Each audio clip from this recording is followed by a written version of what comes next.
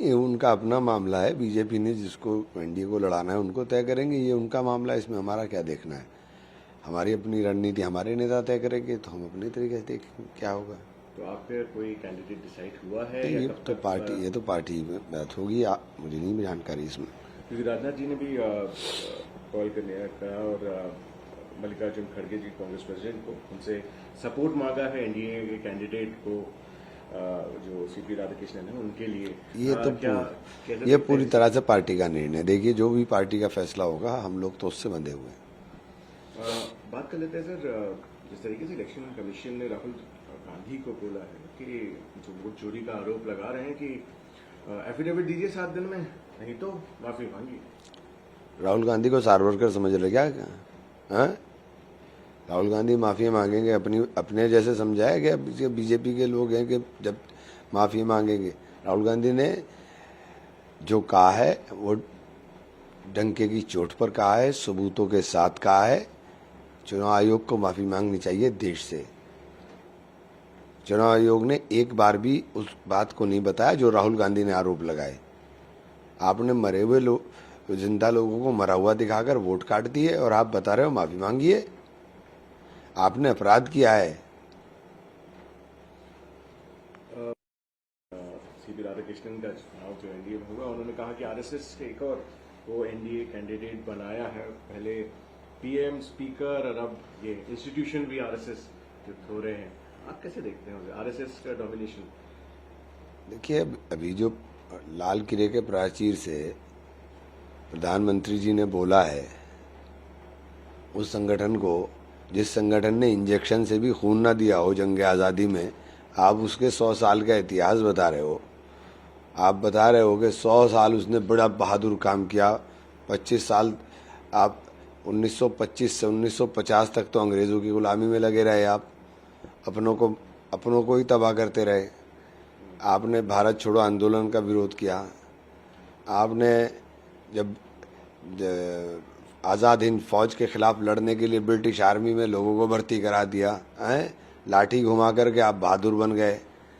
और जब या तो आप अपने लोगों की जासूसी कर रहे थे, या जो पकड़े गए एक आज जो पकड़े जाते थे वो माफ़ीनामे दे करके अंग्रेज़ों की गुलामी स्वीकार कर करके बाहर आ जाते थे। फिर आपने बाबा साहेब भीमराव अम्बेडकर की शव यात्रा निकाल दी जिंदा रहते हुए नागपुर की गलियों में, हैं, और आप बता रहे हो कि आप संविधान के मानने वाले हो। संविधान को आप मानते नहीं थे, संविधान को आपने विदेशी बता दिया। ये मैं जो बता रहा हूँ ये फैक्ट्स हैं, ये तथ्य हैं जो अखबारों में उस वक्त के छपे में और दस्तावेजों में मौजूद हैं। फिर आपने 25 साल तक 52 साल तक तिरंगा नहीं फहराया हैं और आप राष्ट्रभक्त रहे। ये आपकी राष्ट्रभक्ति है। सरदार पटेल जो आपने प्रधानमंत्री जी बताइए, आपने तो अपमान सरदार पटेल का कर दिया। सरदार पटेल ने जो चिट्ठी लिखी थी उस चिट्ठी में इनके क्रियाकलापों को खोला था, और उस चिट्ठी में उनके क्रियाकलाप खोल करके इसको बैन किया था। ये तो नेहरू जी का एहसान मानिए कि बड़े दिल के थे, उन्होंने माफ़ कर दिया, उन्होंने इनके ऊपर से बैन हटा दिया। ये थे पंडित जवाहरलाल नेहरू, वरना सरदार पटेल ने तो इनको लटका दिया होता। सरदार पटेल तो बेचारों जिंदगी साथ नहीं दी सरदार पटेल की, अगर वक्त साथ देता तो इनको लटका दिया होता, ये रहते ही ना कहीं भी। उसके बाद ये आकर के इन्होंने हिंदू मुस्लिम शुरू कर दिया।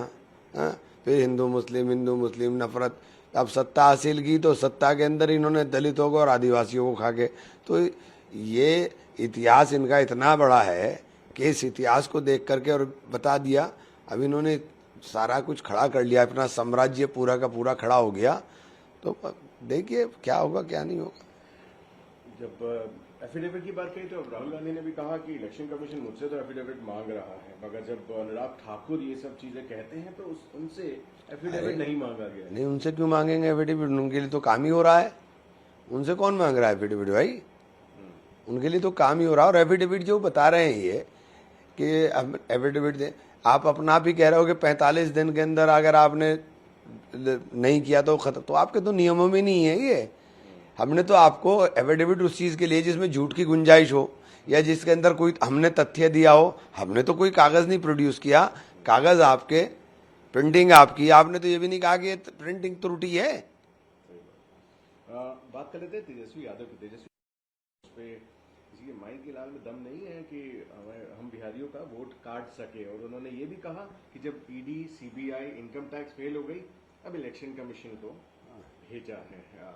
असल में एक चीज होती है ना कि आप अगर किसी को डराओ तो जब तक आप उसे डरा रहे हो तो तब तक तो ठीक है, और अगर हमने उसका डर ही निकाल दिया फिर तो उसके बाद तो सब खत्म है ना। तो अब सरकार का डर निकल गया, इन्होंने डरा डरा के इतना डरा दिया कि अब डर निकल गया, चलो भाई अब ठीक है जो होगा देखा जाएगा। लालू यादव ने एक, क्योंकि वोट अधिकार यात्रा चल रही है और लालू यादव दिग्गज नेता है, उन्होंने कहा कि चोरों को हटाइए, हम जिताएंगे। कितने आश्वासन है, क्योंकि बिहार के चुनाव काफी नजदीक है, तो इससे आपको लगता है कि थोड़ा एज मिलेगा और सरकार बनाने में आगे? देखिए, लोगों को अब संपूर्ण क्रांति की तरफ जाना चाहिए। ये व्यवस्था सारी की सारी ध्वस्त हो गई, अब लोगों को खुद उतर के आना चाहिए, वरना तो भैया कटोरे का इंतजार करो कि हाथ में कटोरा होगा, देश तबाही की कगार पर चला गया। केंद्रीय मंत्री नित्यानंद राय, उन्होंने कहा कि 20 साल पहले बिहार के लोगों ने भगाया उन लोगों को जिन्होंने चोरी करी थी। अब बिहार चाहता है अच्छा फ्यूचर अपने बच्चों के। हाँ, बिहार के अंदर तो आपने कैलिफोर्निया बना दिया, बिहार को तो अमेरिका की तरह तरक्की कर गया बिहार। हैं, ऐसे ही बता रहे हैं, बिल्कुल तुम्हारी नाक के नीचे रोज मर्डर हो रहे हैं, शर्म नहीं आ रही इन लोगों को? अखिलेश उन्होंने बोला है कि हमने इलेक्शन कमीशन में एफिडेविट दिया है और इलेक्शन कमीशन कहता है कि उनको नहीं मिला है। उनको चेक करना चाहिए जो एक्नॉलेजमेंट उनके खुद के ऑफिस के पीआरओ ने दिया है। आप इनको कुछ भी कहते रहिए, इन्होंने तो ये लगाया हुआ कि इनको तो एक ही जगह चलना है। आप बताइए, आपने ईसी ने प्रेस कॉन्फ्रेंस करी, ईसी की प्रेस कॉन्फ्रेंस में एक भी बात वो बात हुई जिसके ऊपर वो प्रेस कॉन्फ्रेंस कर रहे थे? आप बता रहे हो कि माफी मांगी, आपने एक भी बात कर्नाटक के उस लोकसभा का जिक्र किया क्या? आपने बताया कि आपने एक बिल्डिंग के अंदर 7000 वोट कैसे बना दिए? आपने कहा एड्रेस नहीं होते, जीरो एड्रेस नहीं होते। अरे एड्रेस पेड़ की छांव भी हो जाएगा, एड्रेस झोपड़पट्टी भी हो जाएगा।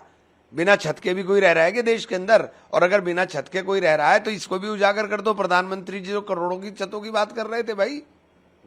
आखिरी प्रश्न मेरा रहेगा, जिस तरीके से जो स्लोगन है उसे चैंट ना करने के तौर पे एक आदमी को पीटा गया, आदमी था, और जय श्री राम बोलने के लिए श्रीनगर में ना?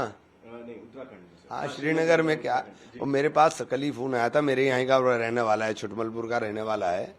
अब ये नफरती चिंटू यही काम करेंगे, इसके अलावा कुछ रह नहीं गया इनके पास।